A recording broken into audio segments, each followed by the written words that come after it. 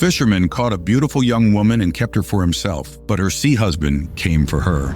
Divorced fisherman Syracuse is out at sea, trawling a small bay on his fishing boat. Everything seemed normal until suddenly his nets bring up an unusual catch. It's a lady. The fisherman thinks he's found a drowning victim and immediately tries to call for help, but his radio is silent.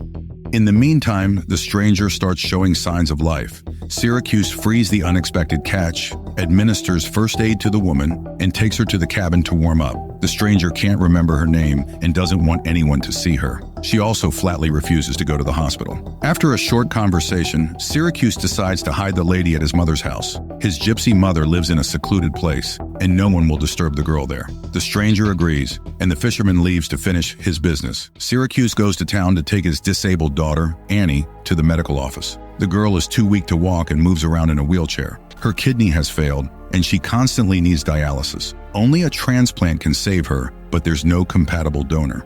While the machine works, Syracuse starts telling his daughter about what happened to him, but he turns the real story into a fairy tale. After the procedures, the fisherman takes his daughter back to her mother, Maura, who already has a new admirer. Syracuse returns to his mother's house, thinking the stranger has already left, but he finds her doing laundry. She is singing, and for Syracuse, this is a good sign. Her memory is returning. Young woman persuades him to take her out to sea and introduces herself as Ondine. The fisherman checks his traps while the lady sings, and unexpectedly, he catches a substantial haul. Syracuse offers to take the lady to town to share in the profit, but Ondine refuses to leave the secluded house. Syracuse goes to town alone and sells the catch. To thank Ondine, he buys a dress and steals a few items from the store. Then he picks up his daughter from school and continues the story about the fisherman and his miraculous catch. The girl decides that his catch is selkies, seal people. Father and daughter race home, Annie in her wheelchair and Syracuse driving. However, Syracuse doesn't notice that the girl turns away from home and follows him,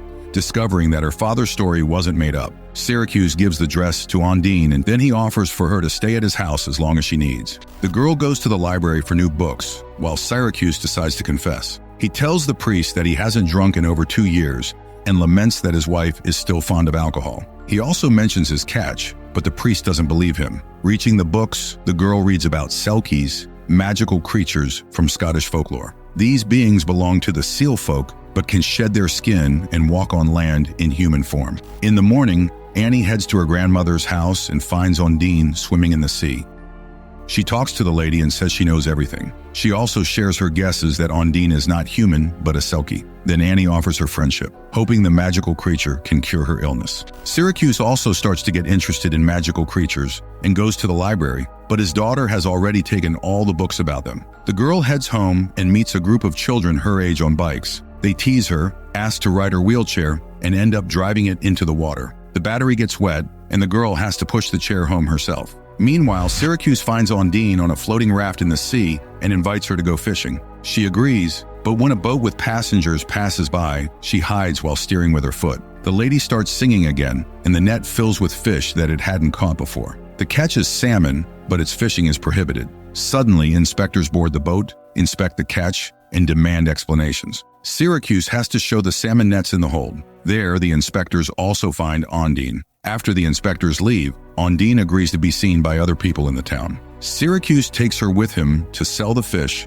and later invites her to go shopping. Together they meet Annie. The girl joins the pair, and Ondine picks out a blouse and skirt. Later at home, Ondine offers to teach Annie how to swim. Syracuse visits his ex-wife, hinting at a walk. While he flirts with his ex, Ondine finds a bundle of seaweed in the water, which she calls selkie clothing. If it's buried, the selkie would have to live on land for 7 years. Eventually, Annie convinces Ondine to stay, and they hide the find in an old greenhouse. Syracuse takes Annie and Ondine to a town festival, where a strange man stands out from the crowd of revelers. Annie continues to demand a wish from Ondine and deliberately falls into the water to expose her father's girlfriend.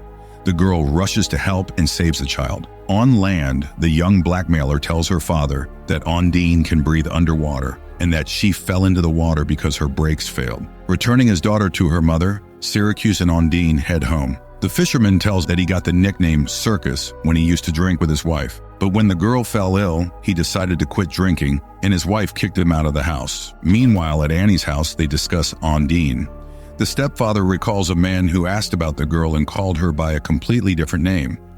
After an honest conversation, Syracuse kisses Ondine, and she gives herself to him but warns that all sirens cry salty tears if they lie with a land person. The fisherman confesses again, telling the priest that the lady from the nets brings good luck, but he fears something might happen. Later on the street, Syracuse meets the man looking for Ondine but runs away, refusing to answer his questions. After dialysis, Syracuse takes his daughter home, but the door's locked and the girl forgot her keys. Her mother and stepfather are at a bar in town, so Syracuse goes with his daughter to get the keys. Meanwhile, the man from the pier finds the house where Ondine is hiding. She notices the stranger and hides in the old greenhouse while the man continues his search. Syracuse arrives at the bar, but his wife wants another drink and doesn't intend to go home. Annie convinces her father to leave. The fisherman returns to his mother's house but doesn't see his woman. Soon he finds her on the shore, and Ondine tells him that her sea husband has come for her. Meanwhile, at the bar, the girl's mother rides Annie's wheelchair while the stepfather holds the child.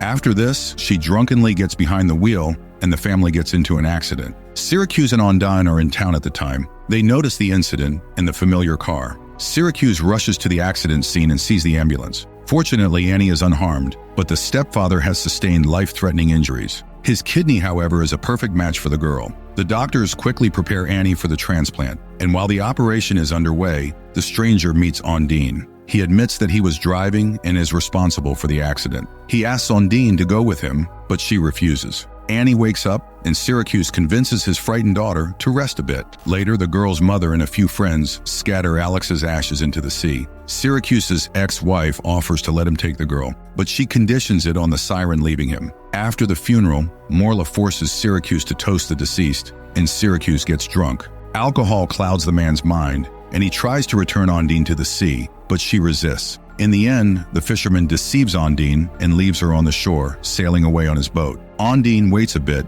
but then dives into the sea. In the morning, Syracuse sleeps in a tree, and the priest finds him. The fisherman admits that it's easier to pity oneself than to believe in miracles and hope for the best. Syracuse takes his daughter with him, and now the child from the hospital lies on the floor while dad sleeps. It seems life on land is indeed simpler. In the afternoon, he wakes up and feeds the child, but hears a song on the TV. He wants to take the daughter to her mother. He wants to go to sea, but the girl persuades him to let her stay with him. Syracuse sails to the lighthouse where he left Ondine. He finds her clothing and starts searching the nearby islands. Suddenly, he finds the young woman on a seal haulout. She continues to play the mermaid, but Syracuse wants something simpler. His life is too simple and hopeless for miracles. Then Ondine tells a completely different story.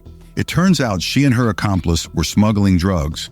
The police discovered them, and the accomplice demanded that the girl swim away with the goods. She started to drown, but the fisherman's net caught her, allowing her to survive. Her name is Joanna. She's from Slovakia, and the man she referred to as her sea husband is Farrell. This truth resonates with Syracuse, and he takes Joanna home, making plans about what to tell Annie along the way. But when they arrive, they find Farrell and his accomplice waiting for them. Syracuse tries to protect the house, but they are outnumbered. Joanna is forced to reveal where she hid the so-called clothing. However, when they dig in the pit, they find nothing. Annie had already moved everything. The girl reveals that the items are now in a crab trap in the sea. When Farrell attempts to retrieve the trap, Joanna pushes him into the water, ensuring he drowns. The police arrive just in time and take Farrell's accomplice, Joanna and Annie, back to shore. Later, Syracuse visits Joanna in jail and during a confession, tells the priest that Joanna will be deported if she doesn't have citizenship. He suggests that he could marry her to keep her from being sent away,